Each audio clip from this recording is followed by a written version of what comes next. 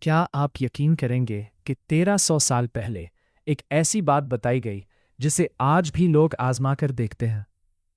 امام جعفر صادق رحمہ اللہ سے ایک دلچسپ قول منسوب کیا جاتا ہے جس میں رمضان المبارک کے بارے میں ایک حیران کن مشاہدہ بیان کیا گیا ہے۔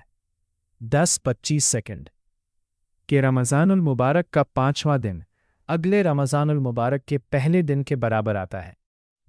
کہا جاتا ہے کہ اس مشاہدے کو کئی سال تک آزمایا گیا اور درست پایا گیا۔